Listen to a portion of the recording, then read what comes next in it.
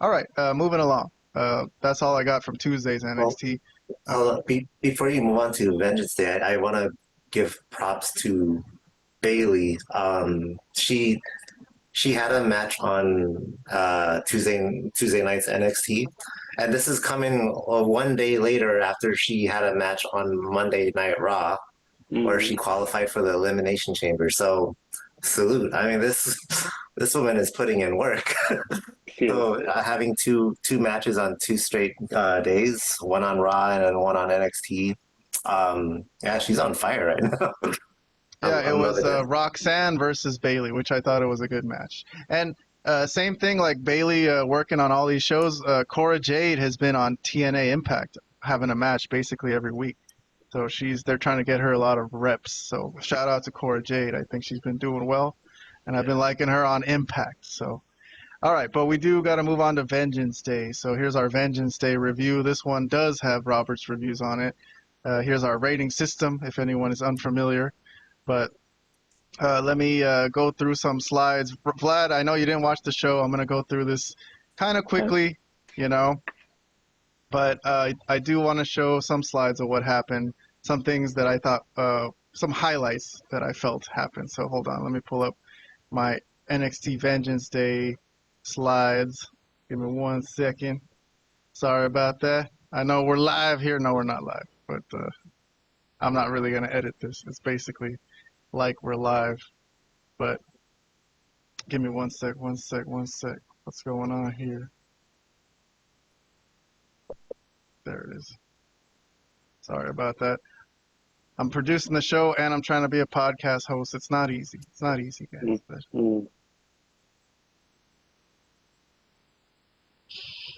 Edit bookmarks.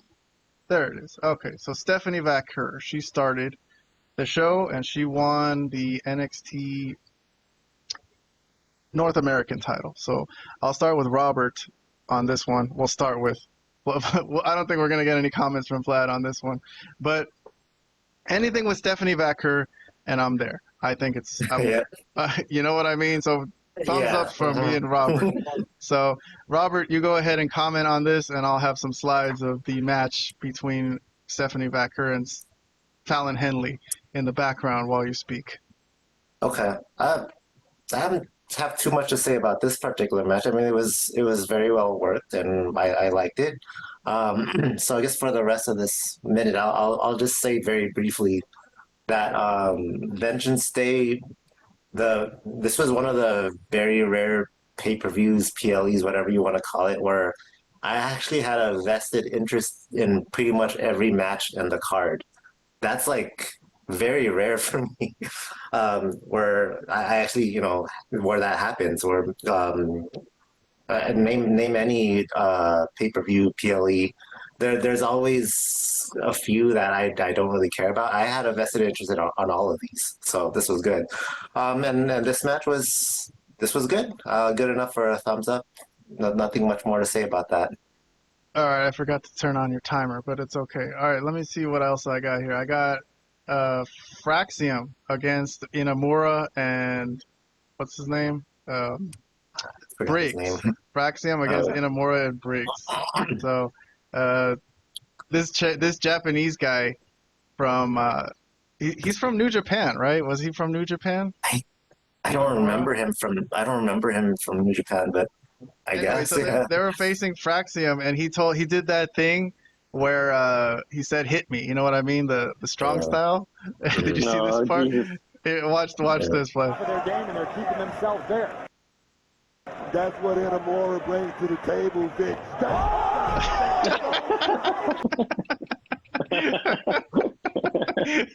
That was funny. That's what should happen.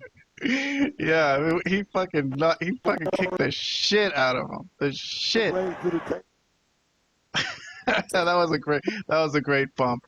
But anyways, Inamura was really strong. Here's that one scene. Yeah. He picked both of them up and he's like doing all kinds of stuff, spinning them around.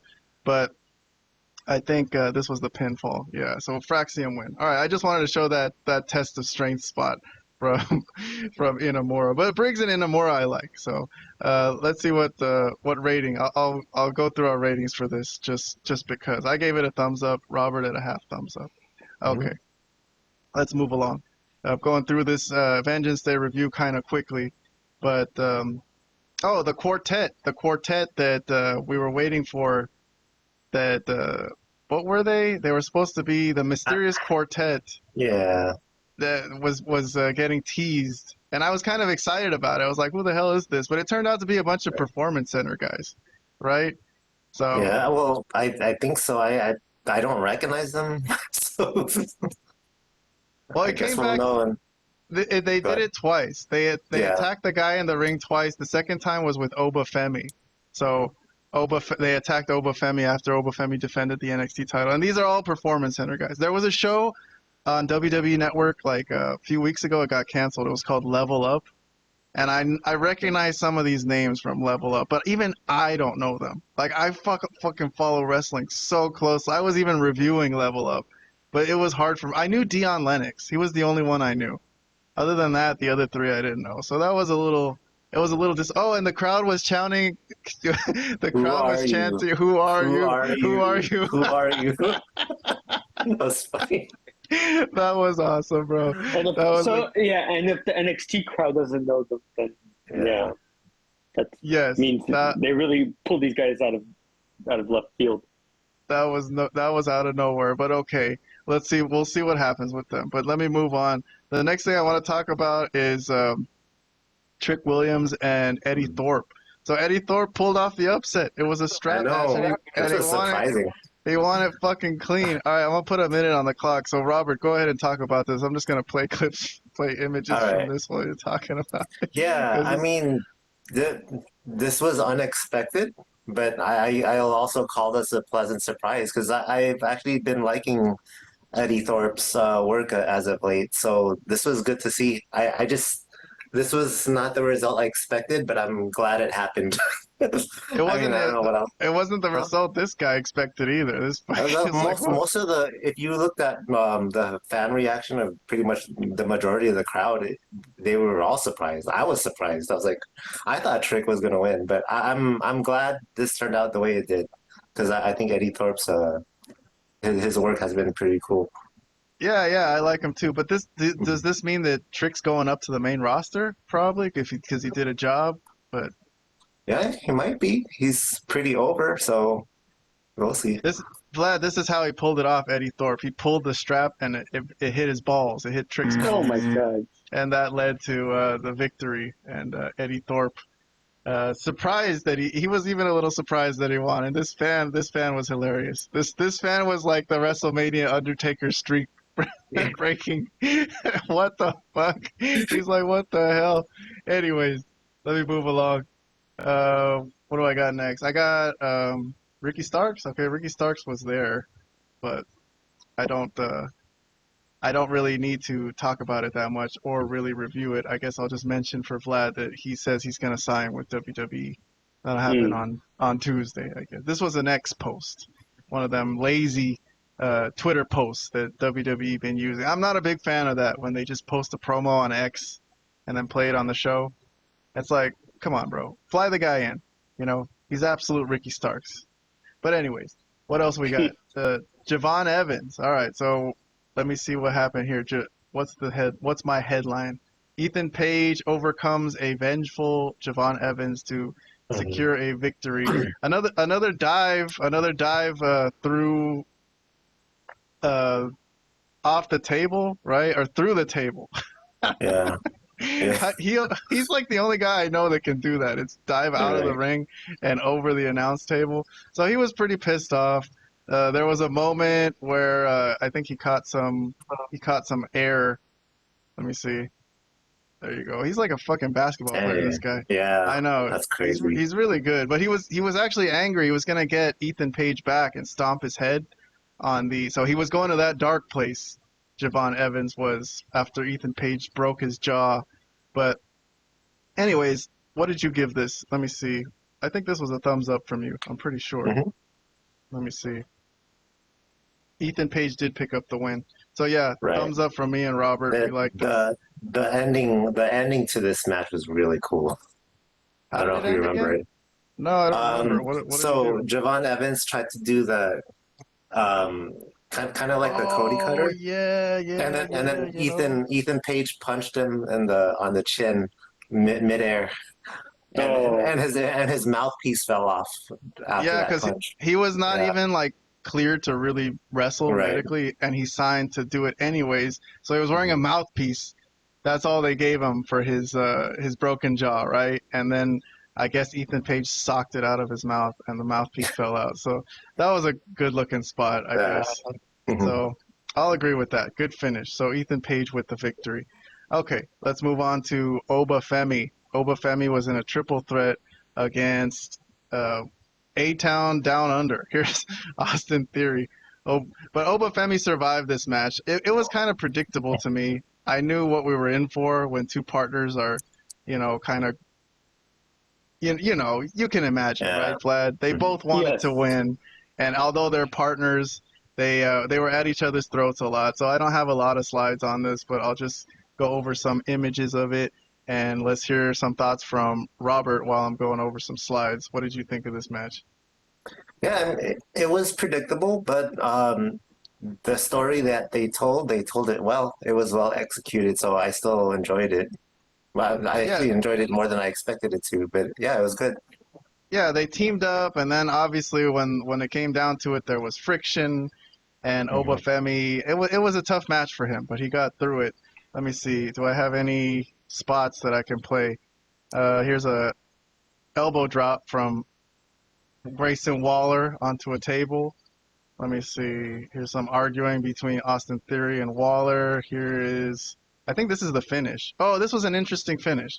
So this one also had an interesting finish Mhm. where Waller jumps into the ring and Obafemi jumps out of the way, and he he gave his own guy a stunner, and that led to Obafemi winning. So that was kind of interesting. All right, Obafemi with the victory over A-Town Down Under, and then like we mentioned earlier, he got attacked by the new Performance Center quartet that doesn't really have a name. These guys, but whatever. Let me move on. Santino showed up. The the And his director daughter. the director of authority for is that his daughter Ariana That's Grace? his daughter. Yeah. No way. I Yeah. never knew that. That's hilarious. So Vlad, this girl Ariana Grace is Miss NXT, and she's the liaison between NXT and TNA. So when she's at Impact, and when a WWE wrestler comes in, she's like, "Well, here's my guy from NXT," you know. So I never knew that was his daughter. Interesting. Mhm. Okay, so basically they were here to just say, "Hey, they have ideas for this relationship," and him and Ava were supposed to talk, but it was kind of funky seeing Santino back in WWE. So I gave this a heart. I love this because I'm a big TNA fan. Robert, a thumbs up. But let me see. Let me move on to the rest of Vengeance Day real quick before we get to what is it? Grand Slam Australia. That's where we're going after this. We're going to AEW after this. This is the last thing we got, Flat. So No. Julia survived a four-way. So this four-way was between Roxanne, Bailey, and Cora Jade. And I didn't really like this match. So I'll put a minute on the clock for Robert, but I'm not a big fan of Oh, four-ways. But Robert gave it let's see Robert's rating on this. I think Robert gave it a thumbs up just because Cora yeah. Jade's in the match, but I Oh, gave okay. I gave it an Sure. indifferent. I gave it an Um, indifferent just because four ways are tough. You know what I mean? It's tough to right. have a good four way. It was kind of a mess to me. But okay, let's hear some thoughts from Robert. Oh, I'll keep it brief. I wanted to like this more actually, and I expected to like it more, but there were some sloppy moments here and there, some miscues, and that brought my rating down. It probably would have been two thumbs up if it was a little bit cleaner, but otherwise, this was still okay. Yeah, yeah. All right. And then after the match, Jordan Grace came out. So she's the Mm. one who steps up. Although it was kind of weird to me that they made her seem like a newcomer when really she has been in WWE in recent memory. So that they brought her out kind of like, oh, here she is, and I don't think uh, they. I didn't get that impression because no, she's been in NXT. She's made appearances in NXT before, so no, yeah, I it's know not that like her. too. But the way she came out was like her music hit, and the crowd was like, "Oh shit!" I was like, "Well, why is there no shit?" It's not really like she's new here, but okay. So Stephanie Vaquer and Julia are the two champions, and here comes Jordan Grace from fresh off of TNA. So that's something to look forward to. All right, so Robert, before we move on from TNA, do you want to give overall thoughts on Vengeance Day? I know Vlad wasn't really Well, involved in this conversation, but we got to keep him in the loop, right? I'll give it a B plus. Pretty good. Okay. All right. Cool. Yeah, I thought I'd like it more, but overall, I liked it well enough. I gave a lot of thumbs ups. So I gave a lot of thumbs ups, but I didn't give many 2 thumbs ups. So I'll say that. I don't know.